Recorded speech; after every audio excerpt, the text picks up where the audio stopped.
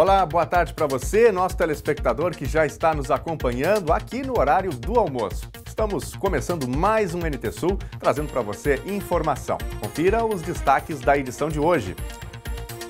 Aposentada de 73 anos cai em golpe do bilhete premiado e, além de dinheiro, o celular. Uma semana depois da promessa de reposicionamento do container que vem prejudicando os moradores de Cachoeira, nós vamos conferir se essa situação mudou. No quadro Vida Animal de hoje, Edson Salomão mostra uma coruja das Torres que foi tratada no zoológico. Nós tivemos que anestesiar a ave, fazer uma cirurgia, colocamos 2 pinos na pata do animal, que está se recuperando muito bem. Presidente da União Central dos Risicultores, Ademar Koschenborger, é recebido por Jair Bolsonaro em Brasília.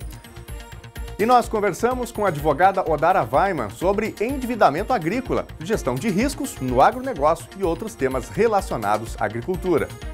Então, como continuar produzindo sem ter crédito? Essa é a grande pergunta desses últimos anos e daqui para frente, como nós vamos continuar produzindo?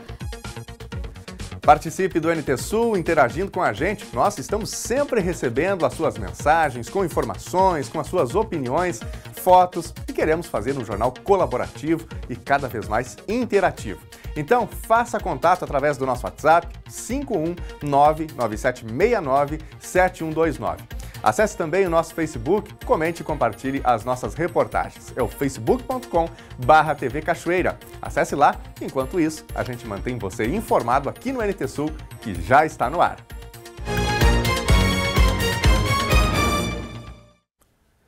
Oito em cada 10 adolescentes que sofrem de obesidade continuam obesos quando vão para a fase adulta.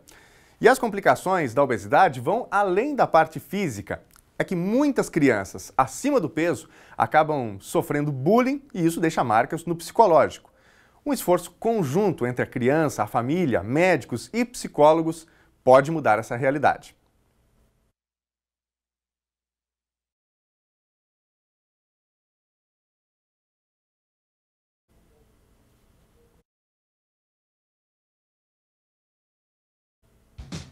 Alimentos preparados pela mãe são aqueles que parecem ter o poder de despertar as sensações mais agradáveis e prazerosas ao paladar. Pedro, vem tomar café. E com o Pedro não era diferente. Além de repetir as refeições, também apreciava doces e refrigerantes.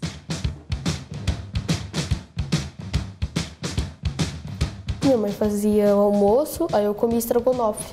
Aí eu repetia, quando eu ainda estava com repetinha, aí eu pegava e perguntava para ela se podia comer um doce, uma goiabada, um doce de leite, ambrosia, um pirulito, um chocolate, alguma coisa assim. Mas aí você se contentava em comer só um pedacinho ou você depois queria ir lá comer mais um pouquinho? Sim, não contentava, eu queria mais. Aqui a gente comia muita besteira. Refrigerante todos os dias, doce o tempo todo, né? Porque o Pedro é um carinha que ama doce. Massa, pão, macarrão.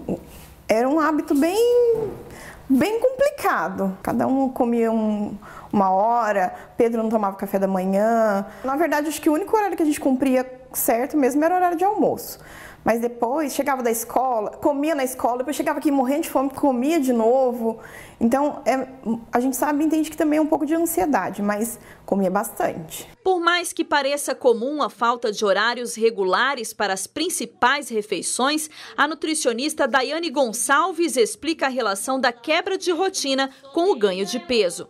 Se uma criança ela não tem uma rotina, tanto assim para brincar, fazer os deveres de casa, uma rotina também na alimentação, isso favorece toda essa ansiedade e também vai contribuir também para a compulsão alimentar. Mas com o passar do tempo, o sobrepeso do Pedro começou a virar piada entre os colegas na escola e ele passou a sofrer constantemente com o bullying. E aí ele veio e falou assim: mãe, tô me sentindo muito gordo, eu quero emagrecer. Foi quando a Silvia, que é enfermeira, procurou uma nutricionista para receber orientações sobre como transformar o cardápio da família em opções saborosas e saudáveis. A gente sabe que tem que prevenir de algumas doenças, colesterol, que leva a um problema cardíaco mais para frente, uma glicemia alterada que leva a uma diabetes lá na frente.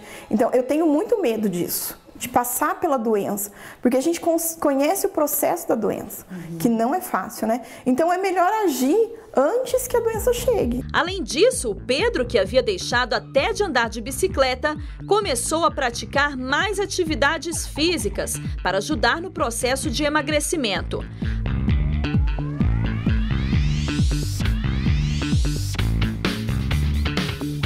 Aí ele resolveu aproveitar a academia ao ar livre, que fica pertinho de casa. Lá ele gasta as energias fortalecendo braços, pernas e aliviando a ansiedade. Mas para quem mora em um bairro que não tem esses equipamentos à disposição, o pediatra Edwin Tito dá algumas dicas. Algumas mães estão preocupadas e dizem: doutor, quanto tempo meu filho precisa fazer de exercício? Eu preciso matricular ele na escola, de futebol, eu preciso matricular na natação. É muito simples, a criança precisa fazer atividade física, não é dessa forma, é brincar. A Academia Americana de Pediatria, a Sociedade Brasileira de Pediatria recomenda 1 hora de brincadeira ao ar livre. Isso é atividade física para a criança. E ela recomenda também, aí vem um recado direto aos nossos filhos, aos pais, no máximo 2 horas de contato com equipamentos eletrônicos, de telas. Então aí vem um computador, uma televisão, um celular. Então é importante que essa criança ela tenha atividades. Muitas vezes a criança ela fica sem alguma coisa para fazer, e isso gera uma ansiedade que gera uma compulsão.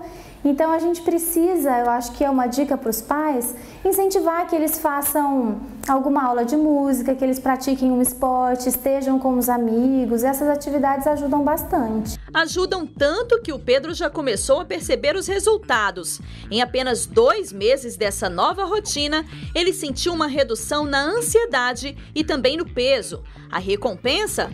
4 quilos a menos. Na luta contra o bullying, a saúde sai ganhando. Eu quero ser um pouquinho mais magro, por causa que antes eles me zoavam, agora eles pararam de zoar porque eu emagreci um pouco. Os novos hábitos inspiraram sonhos para o futuro de quem espera também fazer a diferença na vida das pessoas. Eu quero ser policial militar ou policial civil. Se não der certo, eu quero ser militar. E acho que exercício físico e emagrecer um pouco mais e me ajudaria a alcançar esse objetivo.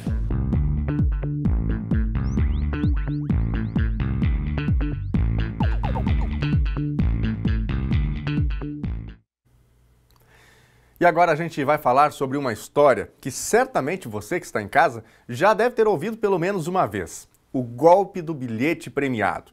Esse com certeza é um dos golpes mais conhecidos e antigos no Brasil, mas acredite, ainda segue fazendo vítimas. A história normalmente é a mesma e envolve 4 elementos. 2 pessoas aparentemente perdidas numa cidade em que não conhecem ninguém e não conseguem se localizar. Uma terceira pessoa com boa vontade e um interesse em ganhar um dinheirinho extra. E um 4º elemento, que é um suposto bilhete premiado. A história se desenrola numa conversa em que esses 2 comparsas seduzem a vítima e geralmente termina aqui, na porta de uma agência da Caixa Econômica Federal, quando o sonho se desfaz. E foi assim que uma aposentada de 73 anos sucumbiu à lábia de uma dupla de falsários em Cachoeira do Sul, que conseguiu arrancar dela R$ 1.300 e um celular. Ela não quis gravar entrevistas e, por telefone, relatou que foi abordada por 2 homens que afirmavam que a mãe de um deles havia ganho na loteria. Um dos comparsas simulou uma ligação para confirmar que o bilhete era mesmo premiado e pediram que ela os acompanhasse até uma agência da Caixa Econômica Federal para sacar o prêmio, alegando desconhecerem a cidade. Ao ganharem a atenção da vítima e sua confiança, o golpe. O oferecimento de 50 mil pela ajuda. No entanto, para que a confiança estivesse devidamente firmada no acordo, a garantia, que neste caso se deu com os R$ 1.300 e o aparelho celular. Após terem consumado o golpe, os bandidos pediram que a aposentada se certificasse da veracidade do bilhete enquanto buscariam água e desapareceram. Eles me fizeram uma sacanagem. E o cara queria colher essas informações de onde morava um cara que ele tinha acertado o bilhete e que esse bilhete o cara queria dar 12 mil para ele, uma televisão pelo valor do bilhete, que ajudasse ele, que ele não entendia nada lá de Cachoeira. Ele lhe ofereceu dinheiro? Ofereceu que me dava muito dinheiro para ajudar ele. Ah, entendi. Ele me dava 50 mil para ajudar ele. Para o delegado Rodrigo Marquada Silveira, os golpistas têm um perfil específico de vítimas, normalmente pessoas idosas. Esse golpe do conto do bilhete é recorrente no estado do Rio Grande do Sul, tá? O golpe é sempre muito similar, indivíduos abordam a vítima, iniciam um diálogo, um deles se mostra uma pessoa mais simples, iniciado o diálogo, arranja algum motivo para mostrar um bilhete que em tese estaria premiado, outro golpista confirma que o bilhete seria premiado e acabam convencendo a vítima que ela pode retirar uma parte do prêmio, mas nesse ínterim, para demonstrar a boa-fé da vítima, ela acaba entregando dinheiro para os golpistas. Tá? Nós percebemos com as ocorrências aí que há um certo perfil de vítimas. Né? Os golpistas procuram principalmente mulheres mais idosas para iniciar esse diálogo, talvez pela facilidade com que consigam conversar com elas. E basta uma rápida busca pela internet para que se confirme aquilo que o delegado, por conhecimento e prática, já afirmara.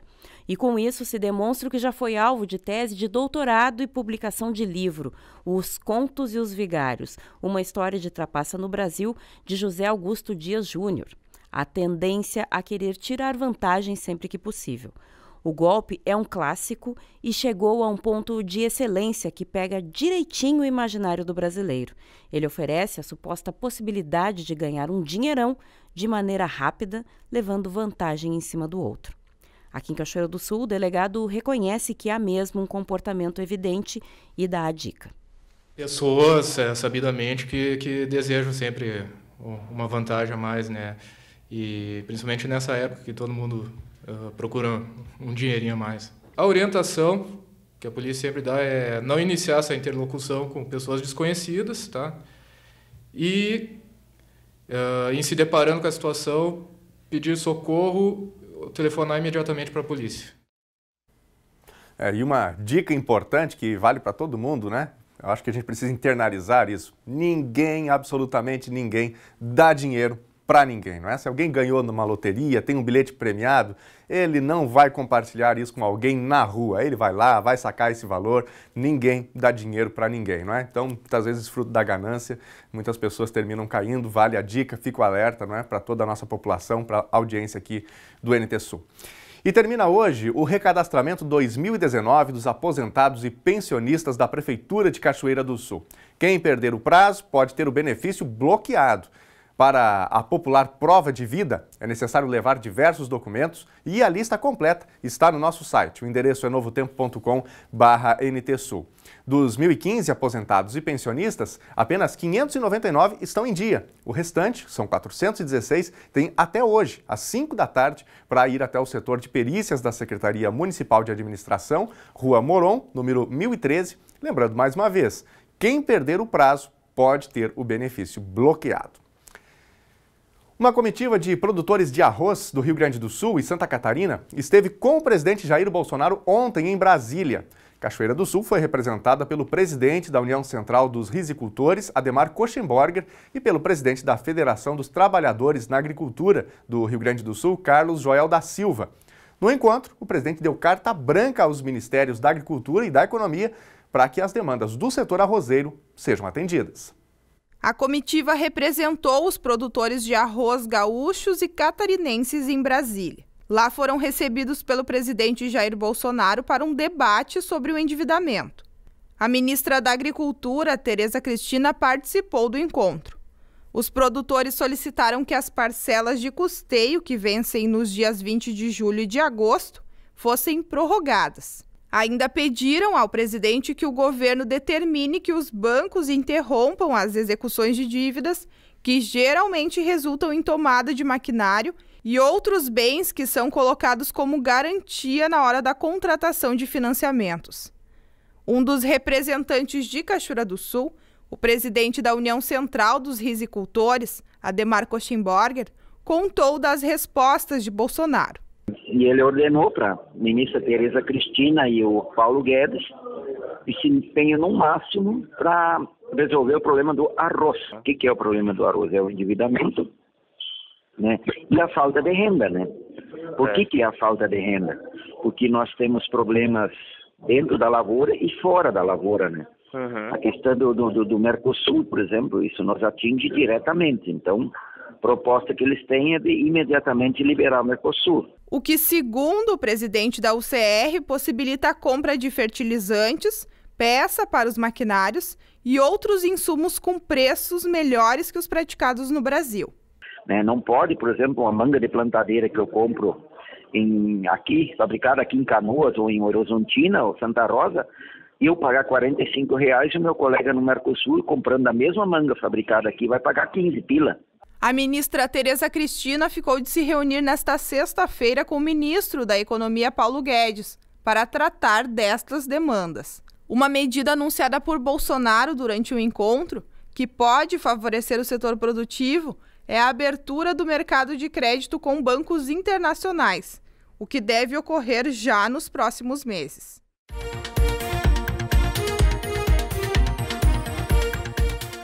Dois caminhões do Corpo de Bombeiros foram acionados para combater um princípio de incêndio na noite de quinta-feira na Academia Top Energy, que fica na esquina das ruas Andrade Neves e Saldanha Marinho, no centro de Cachoeira do Sul.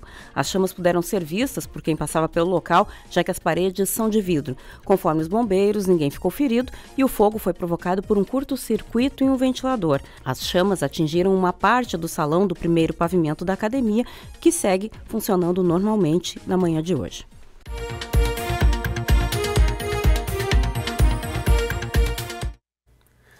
O governo do Rio Grande do Sul recebeu o aval do ministro da Economia, Paulo Guedes, para finalizar a adesão do Estado ao regime de recuperação fiscal sem a necessidade de privatizar o Banrisul, ao contrário do que foi dito no final do ano passado pelo antigo Ministério da Fazenda.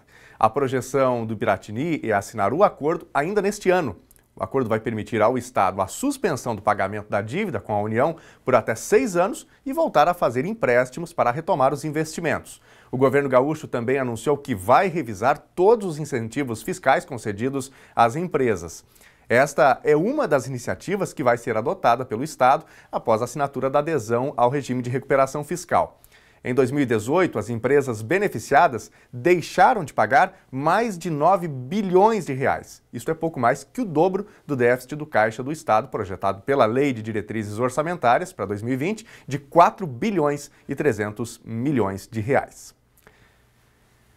Na sexta-feira passada, nós mostramos aqui no NT Sul um container destes para coleta de lixo que está mal localizado em Cachoeira do Sul. Inúmeras pessoas já reclamaram e falaram que acidentes já aconteceram porque o container impede a visão.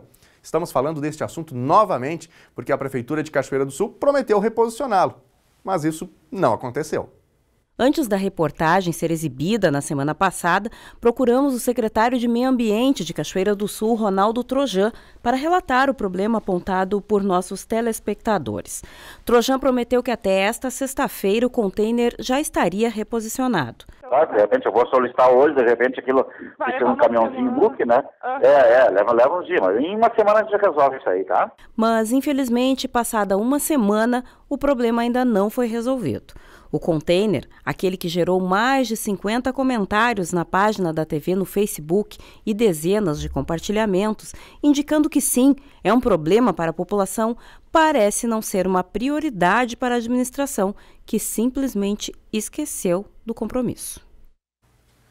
De 3 a 6 de outubro acontece a 35ª Feira de Cachoeira do Sul, a Feira do Livro de Cachoeira do Sul, na Praça José Bonifácio. E o patrono do evento já foi escolhido.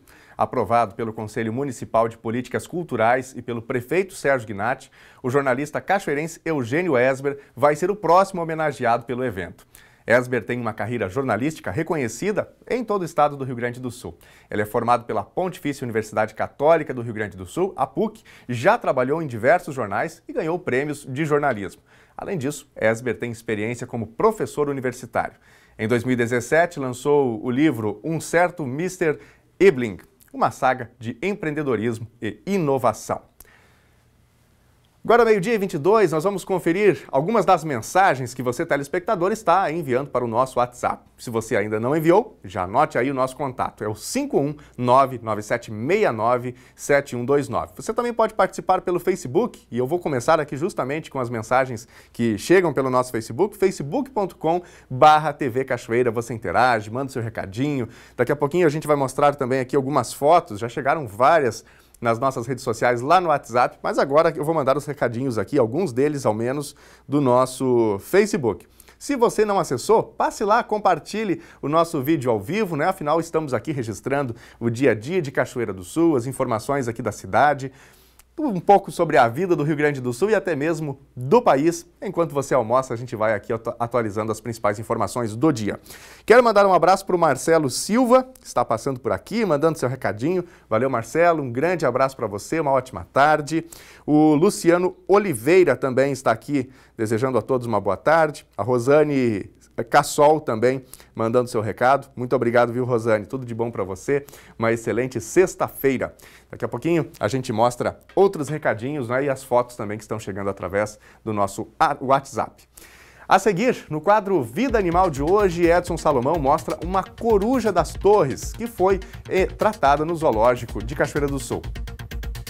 Anestesiar a ave, fazer uma cirurgia, colocamos 2 pinos na pata do animal, que está se recuperando muito bem.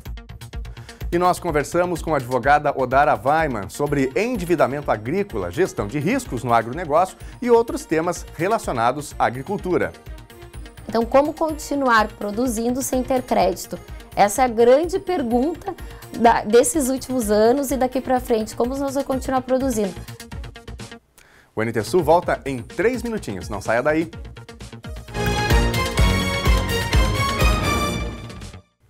Agora, meio-dia e 27, já estamos de volta com mais informações para você, telespectador, e também para os nossos internautas. Daqui a pouco a gente vai conferir as mensagens aqui do nosso Facebook, especialmente do WhatsApp. Então faça contato, envie as suas fotos, opiniões, informações, facebook.com/TV Cachoeira e no WhatsApp 51997697129.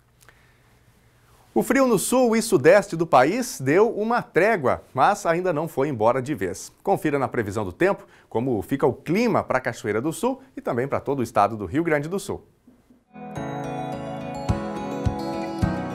Sexta-feira com sol e aumento de nuvens em Cachoeira do Sul. Tem previsão de chuva da tarde para a noite no município em forma de pancadas isoladas. A temperatura mínima ficou em 14 graus e a máxima deve chegar aos 25.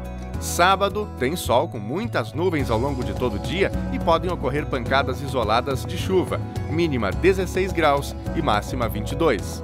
Domingo, o dia deve ser bem fechado com muitas nuvens e algumas pancadas de chuva, temperatura mínima 12 graus e máxima 17. Confira agora como fica o tempo hoje em todo o Rio Grande do Sul. A sexta-feira até começou com tempo firme e diminuição do frio, mas a condição é de mudança para todo o estado gaúcho com o passar das horas. Aos poucos, a nebulosidade aumenta e vem chuva. De acordo com a SOMAR Meteorologia, as precipitações ocorrem em forma de pancadas e, conforme as horas avançam, chegam à região metropolitana de Porto Alegre no final do dia. A chuva pode vir de forma mais intensa entre a fronteira oeste e a região central. Só não chove no norte e no noroeste do estado. Justamente por conta da maior nebulosidade, a temperatura mínima fica mais alta em relação à quinta-feira. Para a capital, Porto Alegre, a máxima hoje é de 22 graus. Em Uruguaiana, na fronteira oeste, 23. Em Passo Fundo, no norte do estado, também 23 graus. Em Santa Maria, na região central, 25. Para o litoral norte, Tramandaí e Torres, 23 graus. Em Pelotas e Rio Grande, no sul do estado, 21 graus. O aplicativo de mobilidade urbana 99 está se instalando em Cachoeira do Sul. O oferecimento do serviço na cidade atende a um plano de expansão da empresa que vai ampliar sua área de atuação, incluindo outros 22 municípios. Atualmente, o 99 presta serviços em 174 cidades gaúchas. Os motoristas interessados podem iniciar o cadastro no site da 99 ou pelo aplicativo 99 para motorista, o que deve ser baixado no celular. Foi lançado na manhã de hoje pelo Hospital de Caridade e Beneficência de Cachoeira do Sul o projeto que visa obter a acreditação da instituição, parâmetro que é utilizado para definir excelência do trabalho na assistência médica hospitalar. Gabriela Belo traz mais detalhes. Boa tarde, Gabi. Olá, Daniel. Boa tarde a você e boa tarde a todos que nos acompanham. As mudanças, elas já podem ser observadas até por aqueles acompanhantes de pacientes ao chegarem aqui na portaria do HCB. Por isso, a gente está aqui com o superintendente para saber um pouquinho mais de como que funciona esse projeto que vocês estão implementando. Na verdade, as grandes mudanças começam a valer a partir de agora. Boa tarde. Boa tarde a todos. Realmente, nós estamos nos preparando para esse momento desde setembro do ano passado, quando nós colocamos com mais ênfase a colocar em prática as medidas de segurança para o hospital poder ser um hospital acreditado. Essa acreditação é dada por organismos independentes que vêm fiscalizar o hospital para ver se o hospital é um hospital que tem as práticas seguras de atendimento. Então, nós começamos desde setembro do ano passado a nos preparar com muita documentação, mapeamento de processos, e agora a gente começa a colocar em prática. Agora, realmente, a comunidade vai perceber mais ainda quais são as práticas de segurança do hospital para o hospital ser acreditado. Então, nós temos alguns exemplos, por exemplo, a identificação dos pacientes com risco de queda, com problemas com medicação, que tem alergia. Então, todas essas identificações sendo feitas porque o hospital precisa saber disso para tomar os cuidados aqui dentro para ter mais um atendimento mais seguro para a comunidade. É uma espécie de rastreabilidade, não só daqueles visitantes, mas dos funcionários e da equipe médica que trabalha aqui no hospital. Envolveu grandes mudanças, né? Nós estamos aí com o treinamento de todos os funcionários, já atingimos 70% dos funcionários, já foram treinados nesses protocolos de segurança.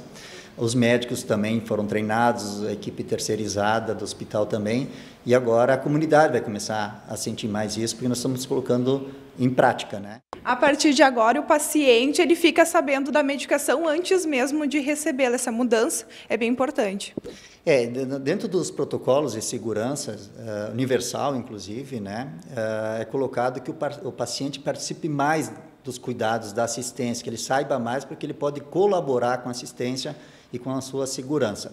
Então, antigamente, não se colocava para o paciente o resultado dos sinais vitais, que muitas vezes eram aferidos, não se comunicava muita coisa, porque essa era uma informação para o médico somente, e o médico depois passava ao paciente. Hoje, não, o paciente vai ser, dentro desses protocolos, principalmente o protocolo de comunicação, que nós estamos colocando aqui no hospital, o paciente vai ser informado do que está acontecendo com ele. Tá bom, muito obrigada por todas as informações.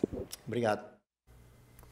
Obrigado, Gabriela, pelas informações. E no quadro Vida Animal de hoje, Edson Salomão mostra uma coruja das Torres, que foi levada ao zoológico de Cachoeira do Sul para receber cuidados e tratamentos.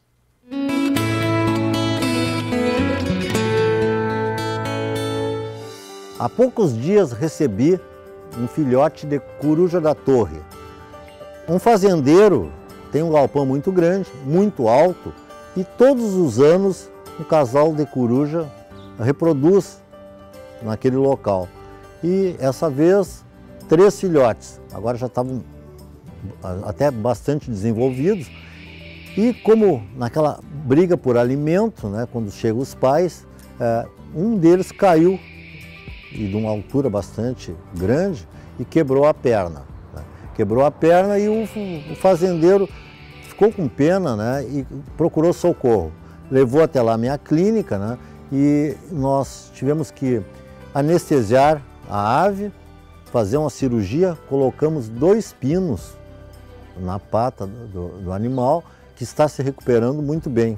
Foi muito gratificante a gente anestesiar uma ave assim, jovem, filhote, e conseguir fazer uma cirurgia e tentar, quem sabe, até reintroduzir na natureza.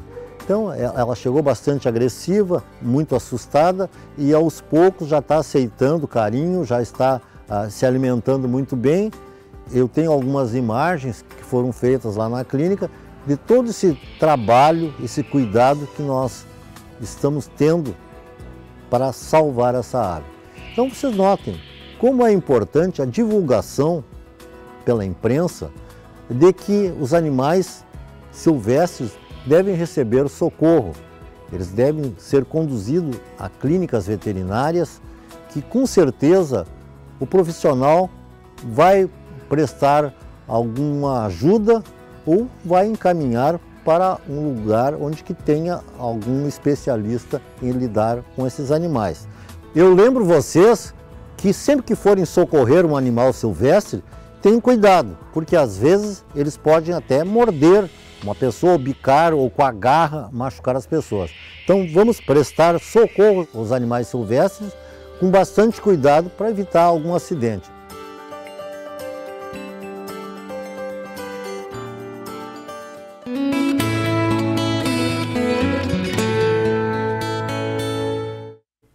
Agora, meio-dia e 36, hora de Brasília. Aqui um esclarecimento sobre o caso do container, reportagem que nós exibimos agora há pouco. Jusceli Cremonesi já fez um esclarecimento, mandou uma mensagem diretamente aqui para o nosso Facebook, dizendo o seguinte: sobre o container na Avenida Brasil, já foi tirado dali, colocamos até do outro lado, mas tem gente que coloca de volta ali neste local. Bom, então é um caso de fiscalização, não é? E de se verificar, porque realmente onde está não pode ficar. Mas agradecemos aqui ao Jusceli pela rápida informação prestada para a gente aqui no NT Sul. Vamos adiante. A entrevistada de hoje é Odara Weiman. Odara é advogada, especialista em agronegócio, tem pós-graduação em gestão e desenvolvimento rural. Ela conversou com a jornalista Gabriela Bello sobre endividamento agrícola, gestão de riscos no agronegócio, arresto e renegociação de dívidas. Confira. Olá, Daniel, boa tarde a todos que nos acompanham. Isso mesmo, aqui comigo no estúdio está a Odara. Seja muito bem-vindo, Odara. Obrigada, Gabriela. Fiquei muito feliz com o convite. A gente, mais ainda, em vocês poder estar aqui com a gente falando da sua especialidade, né, que é o agronegócio. Odara, a gestão de risco, como que ela funciona no agronegócio? Boa tarde a todos.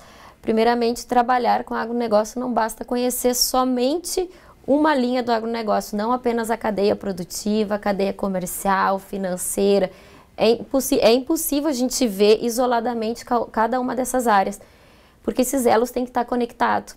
Então, trabalhar com gestão de risco do agronegócio exige de nós uma visão sistêmica de toda essa grande rede de negócios e principalmente desses arranjos contratuais que acontecem no começo da cadeia produtiva até o fim. Principalmente esse caminho aí do dinheiro, que nós chamamos, porque o agronegócio nós sabemos da importância que ele tem para a nossa economia, mas principalmente conhecer o caminho da informação. O que o consumidor está precisando hoje, o que ele está demandando dessa produção agrícola brasileira e de que maneira nós podemos crescer mantendo a sustentabilidade e a competitividade que o agronegócio brasileiro precisa. O risco ele pode ser desde a hora que o produtor ele pega aquele dinheiro, aquele chamado custeio no banco, quanto na hora da colheita. O risco, como eles estão todos interligados, porque se um desses elos não funcionar bem, o resultado lá no final não vai ser o esperado. Então, essas cadeias fornecedoras de insumos, que aí entra o crédito rural ou o crédito dessas empresas de iniciativa privada, também tem os insumos, o fertilizante, já começa aí essa análise do risco. Porque, por exemplo, os insumos brasileiros, 70% deles vêm de fora do país.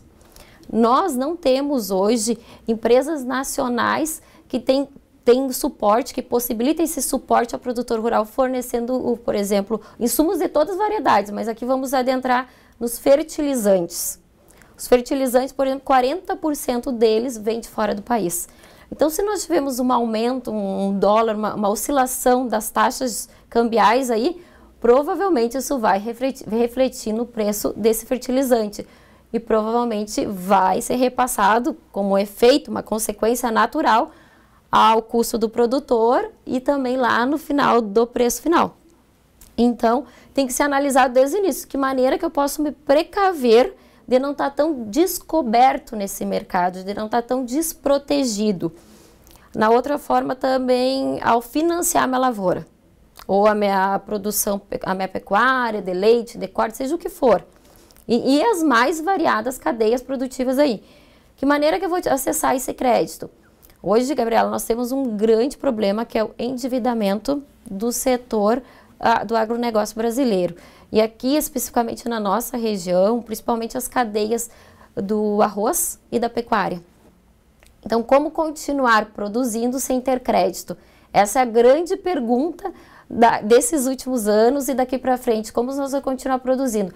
Não adianta o governo liberar mais valores no plano safra, que ele é acessado via instituição financeira, e aquele produtor não ter crédito, ou seja, eu sequer consigo acessar o crédito na instituição financeira, porque eu já venho do endividamento numa cadeia vem crescente. Então, eu estou inadimplente, eu não consigo acessar o crédito, e não adianta o plano safra me trazer condições positivas. Que eu não vou poder acessar. Porque eu não vou poder acessar. Junto com isso tem a questão do arresto. Ele é permitido pela justiça? Sim, ele é reconhecido pela lei, ele é permitido sim, e vai depender do tipo de contrato que você tem. Então, se você tem um contrato de financiamento, um crédito, uma cédula de crédito rural, com garantia de penhor ou hipoteca, que é muito comum, a gente vê ambas garantias nesses títulos de crédito, nós teremos também a possibilidade daqueles grãos serem arrestados. Não só os grãos estão expostos aí, como também o imóvel do produtor, quando ele dá em garantia aquela área que ele utiliza para produzir. A propriedade, a terra. A propriedade, a terra, os maquinários, enfim. Cada vez mais as instituições financeiras estão decidindo por ampliar essa margem da garantia, em razão desse alto índice de endividamento. Então, eu, por exemplo, forneço crédito. Se eu fosse um banco, eu ia ver que o produtor João está com alto índice de endividamento. Para garantir que eu receba, eu vou tentar me proteger, angariando mais garantias àquela operação. Não basta só o aval, que nem a gente via muito antigamente, bastava as operações estavam definidas por aval. Era aval trocado e até ainda tem bastante. Eu e meu irmão, eu sou aval dele e ele é meu aval. Agora não. Agora, além dos grãos que eles dão em garantia, que é o penhor agrícola, eles também pegam a hipoteca, que é a propriedade onde o produtor produz, porque se elevou esse nível de risco, de exposição do produtor frente ao crédito. E aí, quando acontece isso, como que o produtor faz para se virar? Porque ele tem ali uma nova safra, uma nova lavoura para fazer e tem todos os custos. Precisa manter uma casa, alimentar os demais integrantes da família. Esse é um grande problema, Gabriela, porque hoje se trabalha várias frentes de apoio ao produtor rural e principalmente da continuidade das atividades. Aí se estabeleceu vários deputados, senadores que estão comprando essa briga. Então tem uma proposta de securitização lá no governo, no Congresso Nacional. Desde o início do ano essa proposta ela vem em tratativas, mas nada de definitivo. E essa securitização, igual a que nós tivemos em 1995, logo após aquela grande dívida que foi decorrente do Plano Collor, que houve as conversões dos índices, das operações de crédito rural também, o produtor teve um endividamento histórico naquela época e logo em seguida o governo implementou a securitização, possibilitando o pagamento desse passivo financeiro em 20 anos. E o que aconteceu? Nós por experiência, se viu que a securitização foi uma forma de solução, sim, mas principalmente uma educação financeira, um investimento em gestão da produção, como fonte de aumentar a produtividade, né? Mas a securitização se mostrou viável como uma solução imediatista e que até hoje os produtores ainda têm produtores pagando aquela securitização, mas se não fosse ela, talvez não tivessem conseguido sequer retomar a atividade. Ou seja, renegocia aquela dívida do passivo, né? Aquele e passivo aí fica que nós com crédito. A robustez, essa do agronegócio que é mostrada em números, não condiz com o volume de dívida que tem no mercado. Ou, por exemplo, pode ver, nós crescemos muito no agronegócio, mas a dívida também acompanha junto esse crescimento. Atualmente nós temos 700 bilhões em dívidas do agronegócio. Desses 700 milhões, quase 350 mil são relacionadas a crédito rural com instituições financeiras credenciadas ao Sistema Financeiro Nacional. E aí a gente não está falando nem daquelas dívidas com cooperativas, com cerealista, com tradings. Nós estamos falando de dívidas de crédito oficial. Então, para você ter ideia, é um volume muito alto. Geralmente esses números são com investimento em maquinário agrícola. Mas o maquinário agrícola, a linha de crédito de investimento é muito pouco ainda. Então, se quer que o agronegócio aumente a produtividade, então é necessário nós inovar. Para inovar, nós temos que investir. Então, se ele não consegue ter um fluxo de caixa sequer para gerenciar a própria vida e pagar as despesas de custo, sequer vai sobrar uma margem para investir. E as linhas de crédito hoje operadas pelas instituições financeiras são muito reduzidas. Então, não é acessado por todos. Que nem o crédito oficial. Existe, daí está o Plano Safra, uma realidade, um volume significativo de valores, mas insuficiente para atender a toda a demanda.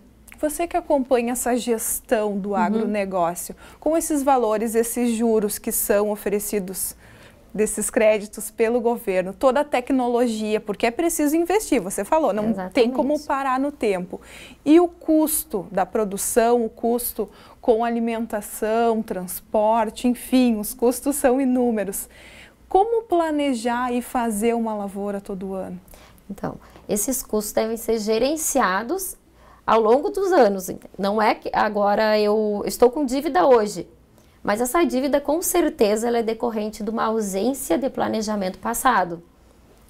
Alguns se justificam por perda. Exatamente. Esse é um risco que a gente não consegue gerenciar se não for através de um seguro. Porque houve a subvenção do seguro. Mas para conseguir acessar seguro, eu tenho que ter essa margem para poder investir um pouquinho na cobertura da minha lavoura. Tem dois tipos de seguros hoje existentes, que é o seguro da lavoura e o seguro aquele Proagro, vinculado às operações de crédito, que na verdade eu não estou segurando a minha lavoura, eu estou segurando que caso haja algum imprevisto, a dívida vai ser coberta pelo valor de seguro. Então, existem duas hipóteses hoje de segurar a sua lavoura e garantir o gerenciamento desse risco, mas o planejamento é necessário. Primordial que se separe aquelas dívidas pessoais das dívidas da lavoura, primordial também ver a atividade agropecuária brasileira como uma atividade empresária. Porque o produtor ele não consegue ver, ele vê a atividade inerente minha como produtor. Eu não sei ser outra coisa, é fato. E eles detêm todo o conhecimento do mundo. Só que eles precisam ver que eles são empresários, sim. Porque eles comercializam, eles oferem renda, eles empregam. E se não fosse a atividade deles, o Brasil não estaria recuperando o fôlego que está. Então, é necessário gerenciar como se fosse empresa. Separar, eu sou CNPJ, eu sou CPF, pessoa física da pessoa jurídica. Talvez viabilizar isso para constituir uma pessoa jurídica. Posso nessa pessoa jurídica, inclusive, trabalhar o planejamento sucessório, trabalhar um planejamento tributário. Falando em tributação, nós vemos que muitos ainda dizem, não, mas eu não preciso declarar. Se você ofere renda além do limite da isenção, você precisa declarar sim. Cedo ou tarde, o fisco vai cruzar essas informações. Pensa comigo, Gabriela. Eu fui lá numa empresa cerealista ou numa cooperativa. E ao planejar a minha lavoura, eu vi que era necessário 100 mil reais de investimento em pacotes tecnológicos. Aqui entra semente, entra os fertilizantes, entra a manutenção de uma máquina, aqui entra a aquisição de um maquinário, uma reforma num silo. Eu fui lá e negociei com essa empresa e ela disse, ok, nós vamos te fornecer todos os insumos necessários e você vai nos pagar lá adiante com parte da tua produção, né? E daí o produtor fecha o acordo, essa empresa declara que fez essa relação, que manteve essa relação com o produtor e por sua parte o produtor não. Só que 100 mil reais, por exemplo, que eu houvesse captado para recursos da minha lavoura, teria gerado um volume X de produção, que já justificaria a declaração. E o produtor foi lá e disse que estava na margem da isenção. Então, ao cruzar essas informações, eu digo, você captou 100 mil reais para investir numa lavoura que teria como produção um volume significativo que já justificaria a declaração. Mas e por que não foi declarado? Teve perda? De qualquer forma, teria que dizer, eu captei um recurso e investi na lavoura, mas eu tive perda. Seja climática, seja dificuldades de comercialização, enfim, são N as possibilidades. E se for uma dessas hipóteses, nós também temos a previsão no Manual de Crédito Rural para alongar essas dívidas, para prorrogar essas dívidas. Odara, não posso deixar de te fazer uma pergunta. Quando a lavoura é boa, a safra é boa, geralmente o produtor aparece de caminhonetão novo. Isso a gente ouve muito falar aqui em Cachoeira do Sul. Aí entra um caso da má gestão financeira. Exatamente. Voltando àquele termo, nós temos que ver a empresa como empresa. A unidade produtiva como empresa. Só fazer um investimento se realmente a empresa... O investimento que ele fez é necessário para aquela minha empresa ou aquele investimento na caminhonete ela foi necessária para mim, pessoa física, né? Então, fazer essa análise, isso vai trazer retorno para a atividade em si ou não. E outra coisa, se você pega o recurso vinculado ao crédito rural, ele tem que ter uma destinação específica. Então, eu retirei recurso lá do Banco do Brasil, por exemplo, para custeio de lavoura, ou seja, deve ser investido na produção. Se ficar comprovado que aquele valor foi destinado para outra finalidade que não aquela da atividade rural, o banco pode descaracterizar parte desse crédito e te cobrar fora do crédito rural, ou seja, sem aquela proteção do crédito rural ali, e estabelecer taxas de um CDC, taxas de um crédito rotativo, porque de fato não houve a destinação do investimento agrícola. E se ele já está no vermelho, ele vai ficar numa situação ainda pior. Se nós já estávamos com dificuldade de pagar lá custeio agrícolas com em torno de 8,75 ao ano, se eu for lá para um crédito rotativo de 28% a 32%, que condição ele vai ter de pagar? Nenhuma. Empresas voltadas ao agronegócio, me parece que elas têm maior dificuldade em ter aí uma sucessão. Tem aquele velho ditado que diz, né? Pai rico, filho nobre, neto pobre. O que acontece de erro? Onde estes empresários pecam? Historicamente, nós não estamos preparados para criar sucessores. Nós sempre produzimos herdeiros. E o herdeiro não tem o mesmo amor pelaquilo que tu consolidou ao longo da vida que o sucessor. Porque o sucessor, ele diz, eu quero herdar o negócio. E o herdeiro diz, eu quero herdar a herança. Então, a diferença é muito grande. E muitos filhos talvez não tenham nem interesse em continuar na atividade. Então, esse planejamento sucessório, ele tem que ser feito em vida.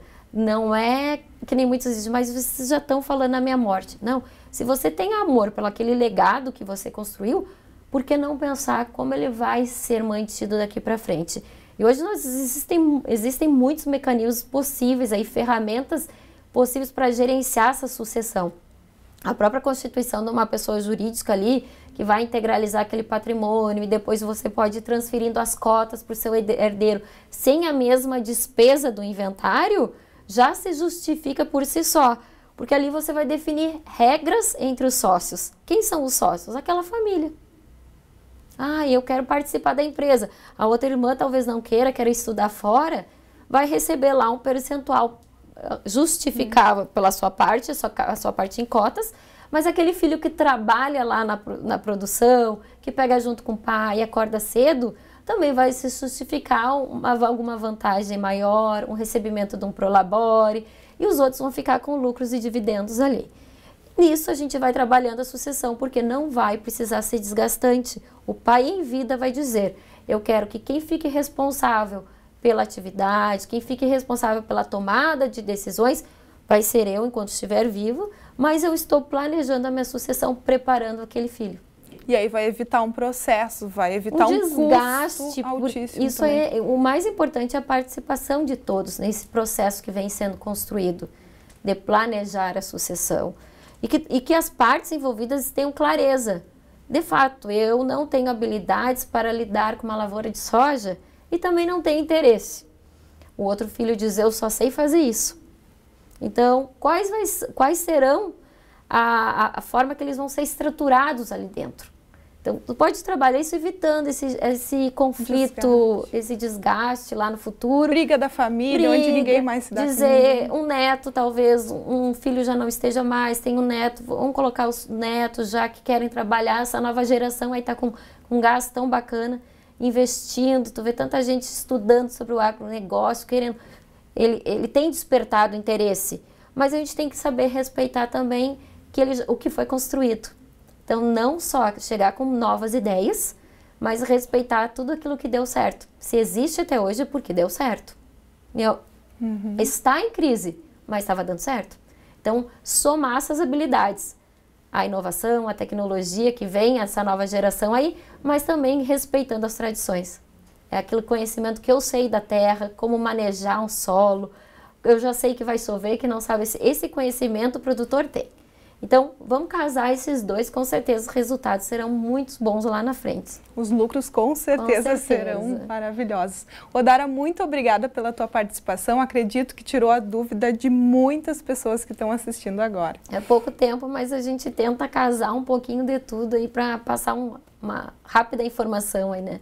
Tá bom, obrigada mais uma vez pela tua participação. Lembrando a todos que estão assistindo aí em casa, se você ficou com alguma dúvida, basta mandar sua pergunta para o nosso WhatsApp, que a gente vai procurar o Odara e vai esclarecer essa tua dúvida aí. Daniel, voltamos contigo. Obrigado, Gabi, pelas informações, e a gente destaca mais uma vez, né, o mesmo que a Gabi já falou aí. Você tem uma pergunta, uma entrevista que você gostaria de ver aqui na telinha da Novo Tempo, você pode sugerir para a gente, assim como pode fazer uma pergunta para qualquer um dos nossos comentaristas, né, através do 051 997 69 7129, o nosso WhatsApp. Por onde eu trago aqui participações dos nossos telespectadores.